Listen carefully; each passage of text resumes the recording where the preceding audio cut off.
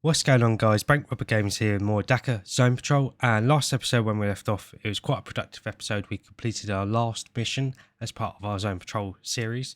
That's available in the Zone Patrol mode. That is quite fun, quite challenging as well, although it went very well for us as well. But as well as that, we had a bit of an explore around the zone, talked to some more sleeper pods, as well as completed a couple more quest steps. So I highly recommend going back and watching last episode if you haven't watched it. Because it was quite a good episode where we got quite a decent amount done, and also make sure that everything makes sense as part of this guide. But we're just going to carry on from where we left off and make our way to the SATCOM array within the dish area, which is part of the Forsaken Idols questline. And if you're curious as to where it is or how you find the SATCOM array, it is on one of the blue system terminals that you can find in different areas of the zone.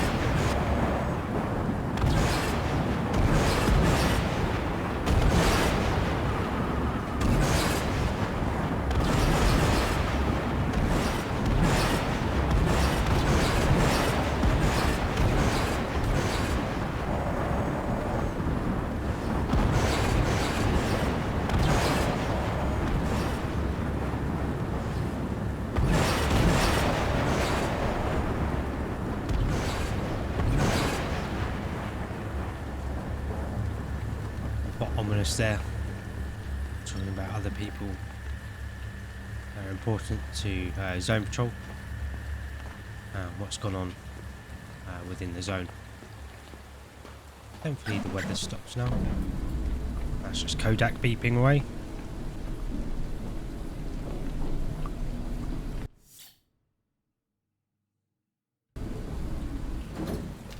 And now we're just going to head over to the haunt.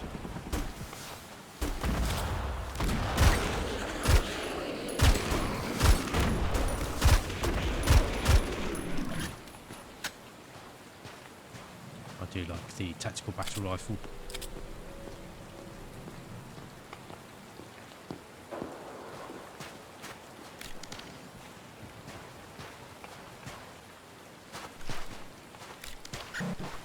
See if we can shaft the PDW a little bit against some of these anomalous enemies.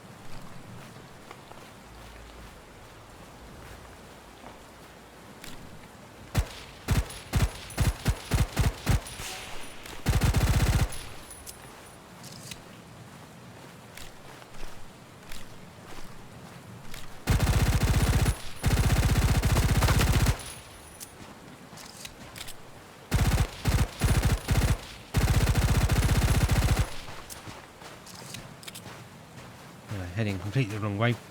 Like I said, we're going to be heading into the Horn.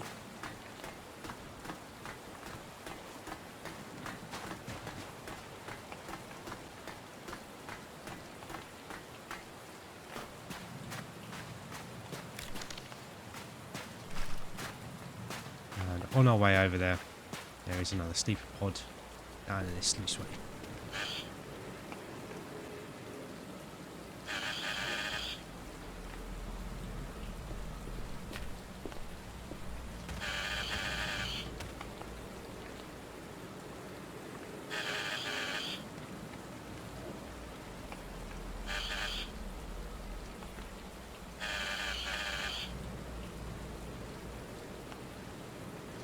Talking about ADACA,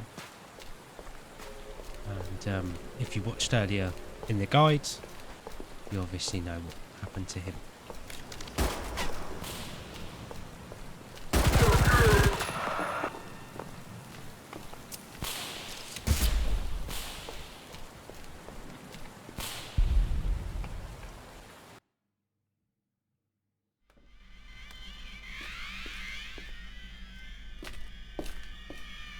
And in the Horn, there is another sleeper pod for us to find.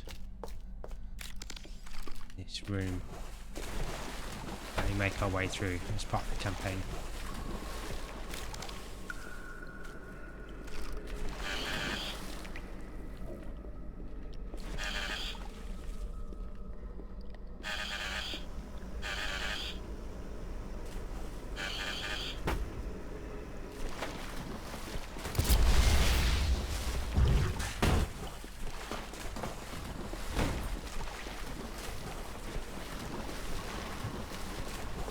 Yeah, some more half of the course ominous messaging, but that will make much more sense as we carry on through Zone Patrol.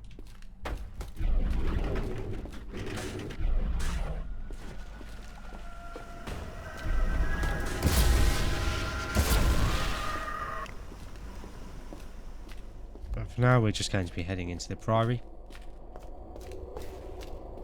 and making our way through the Horn as we normally would. I will address this later on, don't worry.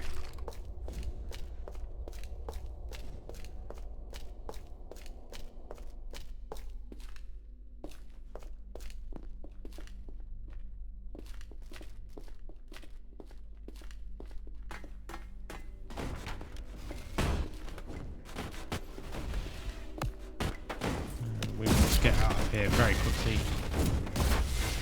We get taken out by a very nasty entity.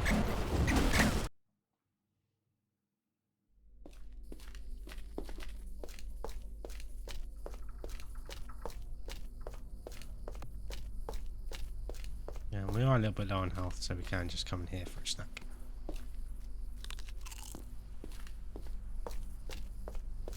Those health items always spawn in my experience.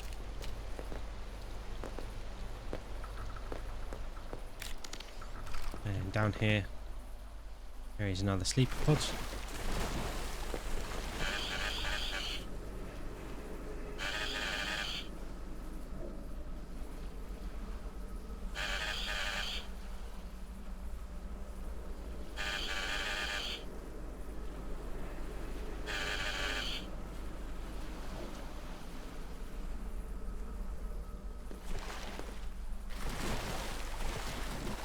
And obviously, again, we've met ADACA.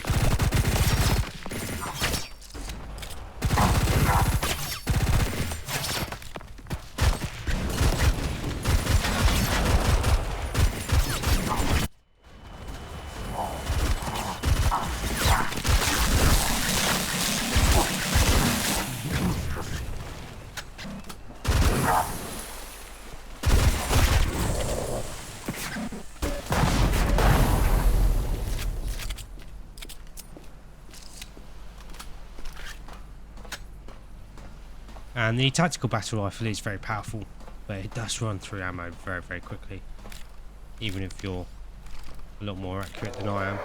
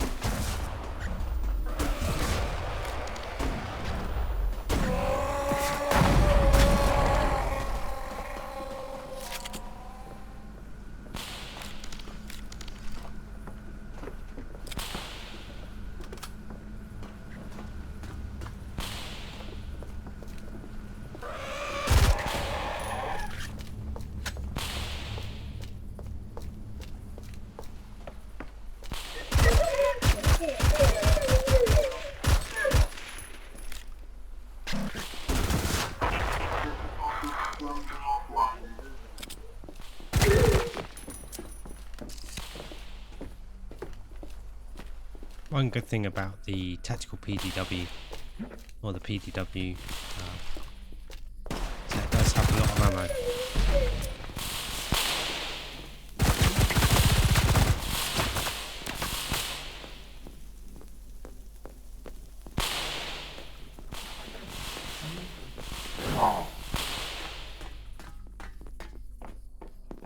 I've been very surprised because this whole series there has been one anomaly or anomalous enemy that we haven't run into. In some ways I'm quite thankful for it, but I would quite like to show it off as part of the guide. It is something we've seen in the campaign though.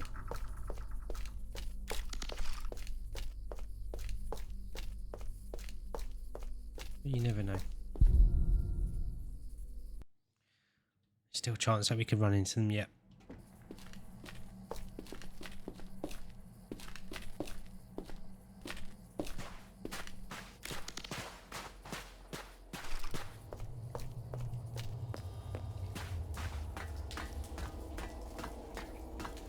So while we're in the South Ridge, we've got a sleeper pods to get, but we're also going to be returning the data key card to Rook, and that will complete their next quest step.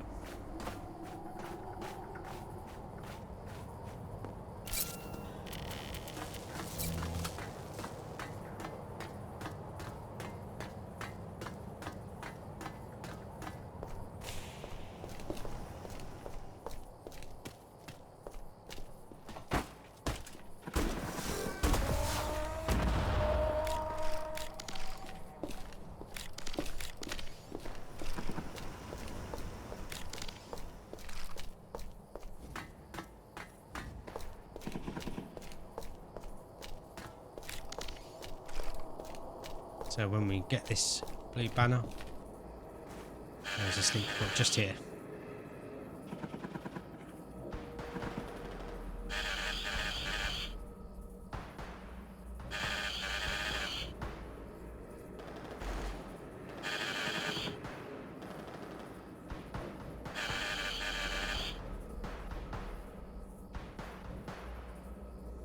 And this sleeper obviously knows that our intentions for S.T.A.L.K.E.R aren't completely honest.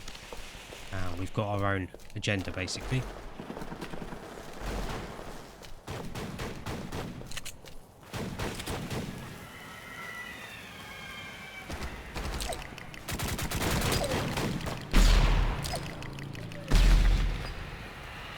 Looks like Crow's holding the fort.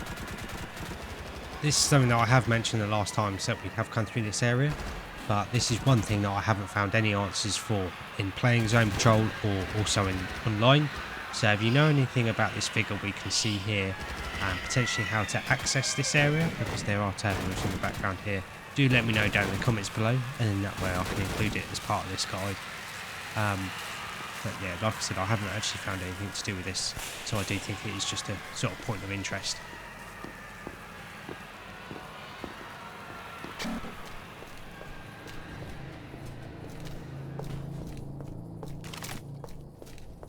Like I said, we're going to be going to Rook to give him the ID card to access the data.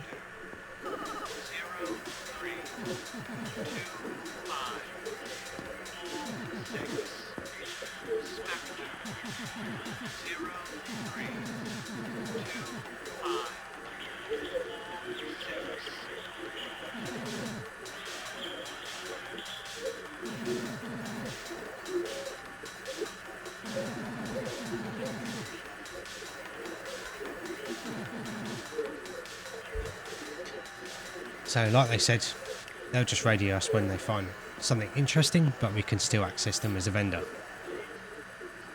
So the hammerhead we've seen in the campaign, the pulse pistol we've seen earlier in the playthrough, and there's a way to consistently get this from robot assassins that get sent after you. Plasma rifle we've seen quite a lot of, as well as the arquebus.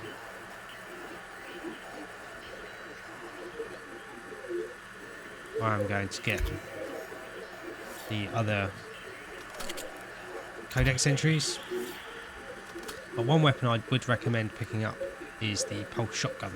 It's a very fun weapon. It does say burst fire energy shotgun with charged alt fire slug. Now I am going to use this in place of our tactical battle rifle. I'm just going to show off those codex data entries.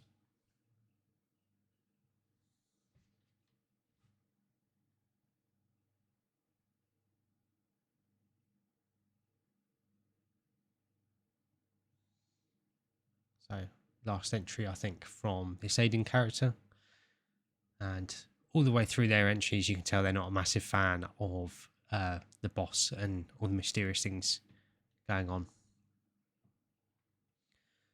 Another mentioning of Project Golem here.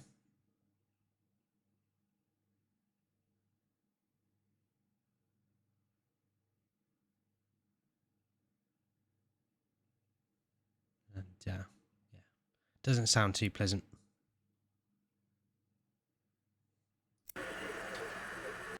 For now, we are just going to quit to the menu and then re-enter Zone Patrol.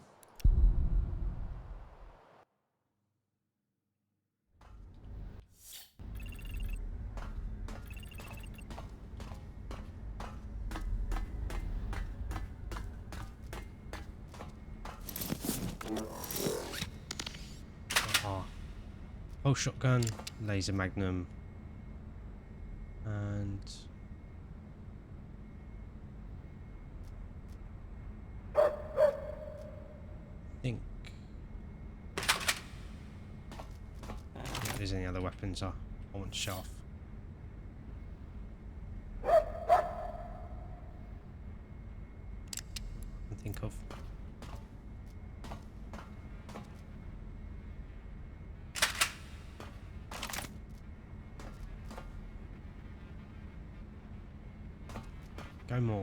Go with the mine launcher again because it is a very fun weapon. Laser magnum, incredibly powerful. I highly recommend purchasing this. And same with the pulse shotgun, very, very powerful. If you hold the primary fire down, it does fire in a burst, but it does absolutely chew through ammo. If you do that, you do also have the alt fire of the long range slug, and that uses 2 shots but does quite a highly damaging projectile over longer range. But I find the easier way to use, or the best way to use this weapon, is actually treat it like a semi-automatic weapon with the primary fire, because then you're not limited by the burst fire, so your DPS is much more consistent.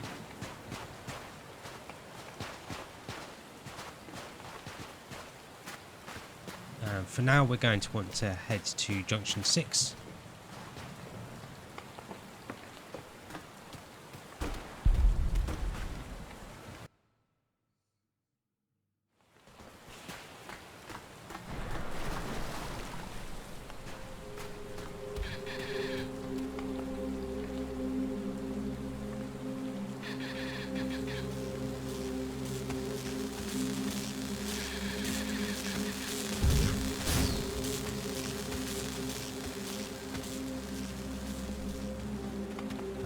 Our first clue of what's going on with the data that Rook was trying to access.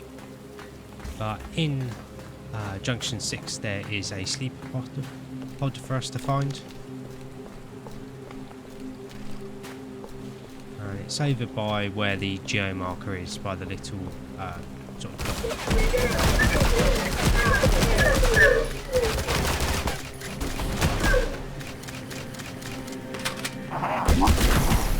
and yeah, the pulse shotgun is incredibly powerful, but it does burn through ammo very, very fast.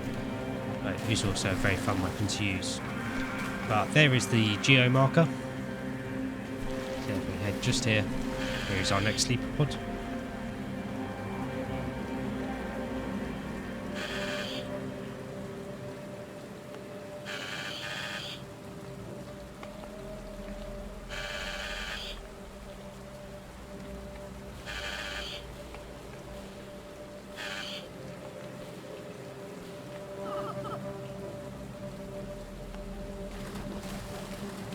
talking a little bit about our past, with hinting at Dr. Chops.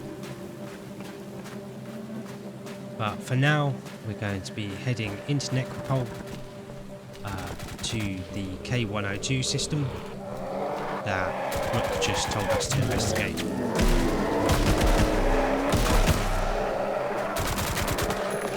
And Crow's here again, holding down the fort.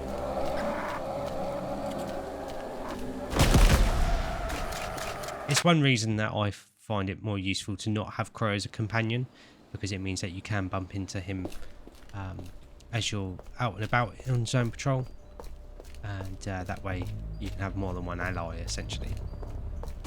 But to find the K102 system, it's somewhere we've seen before. It's one of the areas that one of the Cardinals was interacting with, that we took out for Cazador in the free scrapper base. First of all, I'm just going to go to the shop to see if there's anything worth purchasing.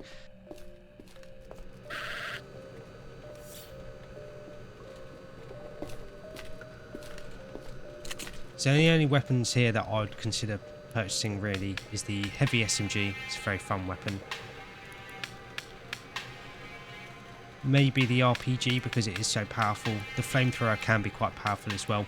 The ancient rifle I don't think is actually that good for how difficult it can be to use because of its low rate of fire and not great sights. I think there's much better options.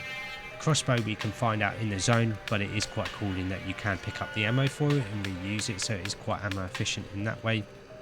The pocket rocket is a sidearm RPG, and it does a reasonable amount of damage, but I think the RPG does a lot more damage, so I think other explosive weapons are much better options.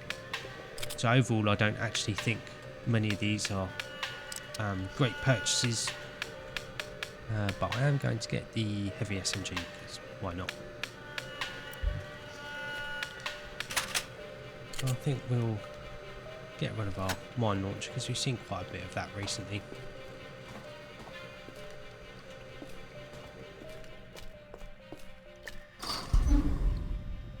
But to get to the K102 system, I recommend just coming down into the tunnels where the shop is, and then just following the network round until you'll see a sort of little walkway. Alright, sign here for K102. This is what we're looking for.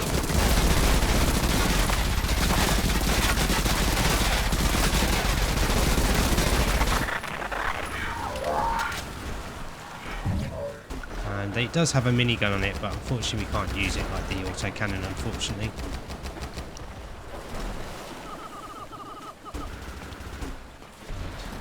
It is obviously a drone that we were taking out.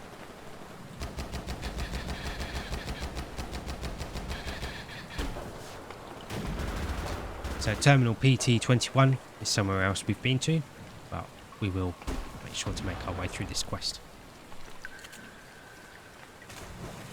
Yeah, it's a bit of a shame that we can't pick up the minigun. That's a regular inanimate object.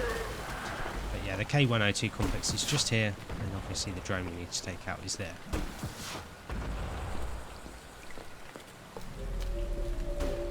But for now, we're going to be making our way back to the surface, so we can enter Bravo 2, or the police stronghold.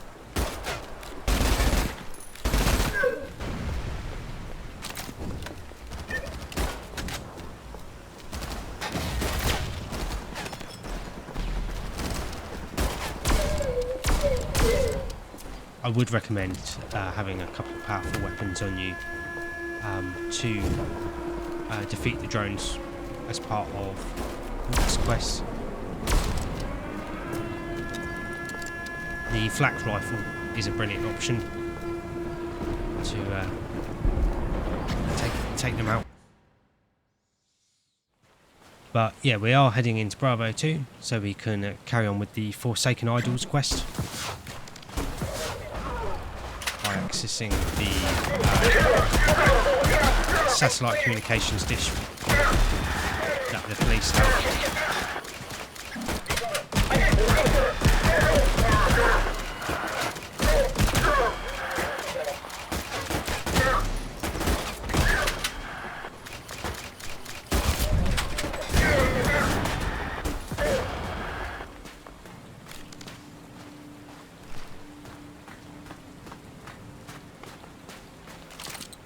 So here is the radar dish.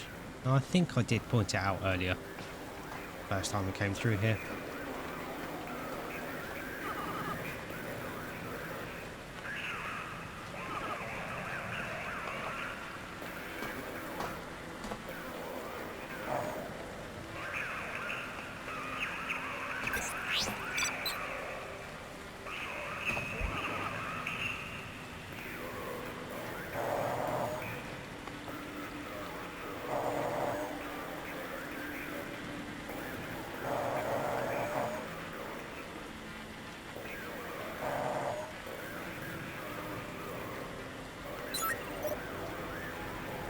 More mentioning of the coral snake there.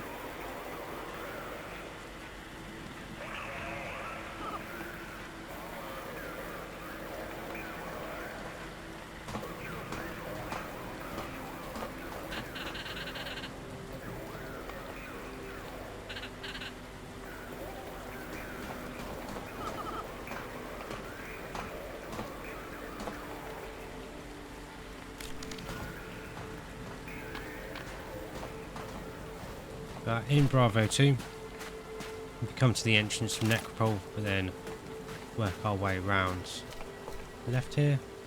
In this tunnel, there is another sleeper pod.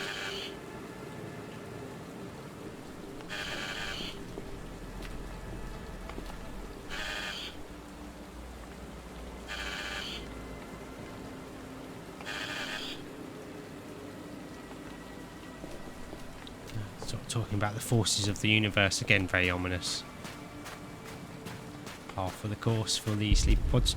I did forget to show off a sleeper pod in Necropole, so I'm just going to go back and do that now. Thank you, Kodak.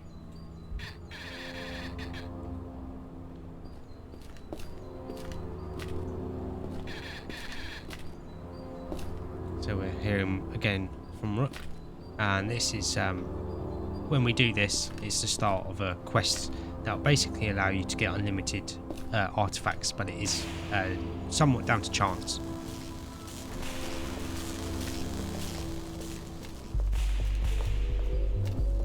But if we head back down into the tunnel network,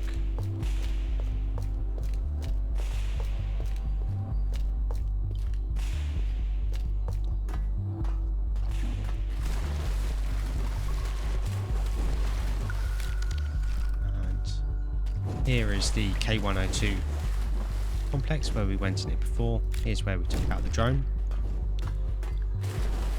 And here is the sleeper pod. Quite easy to find this one.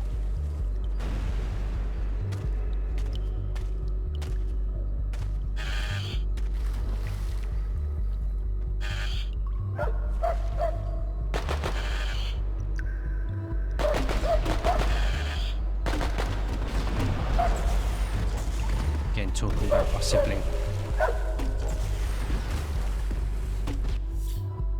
But looking at how long the episode has been, I think here's a pretty good place to wrap it up. I feel like we got a decent amount done this episode, but obviously it has largely just been running around getting sleeper pods and progressing people's quests. We're actually quite near the end of Zone Patrol, so there's still a lot of mystery in the zone, but we will get a lot more answers in the coming episodes, so don't worry. And we'll be able to make sense of some more things that are going on. And I really like the way it all comes together, actually, and it all is linked to what's going on, basically, but it doesn't fully answer things for you. It keeps things a little bit open for your own interpretation, which I think is really, really cool. But thank you very much for watching. I hope you guys have enjoyed this episode and been enjoying the series so far, and also been finding it useful as a guide. If you have been enjoying the series and been finding it useful as a guide, make sure to like and subscribe for more, and then that way you won't miss out on the rest of this series. Also, let me know down in the comments below if there's anything you're struggling with or anything you want to help with, and then I'll do my best to help you down there. But also let me know as well if there's anything you think I might have missed, and then that way I can include it in this series as part of the guide. But thanks again for watching. I always appreciate having you guys here, and I'll catch you guys in the next episode.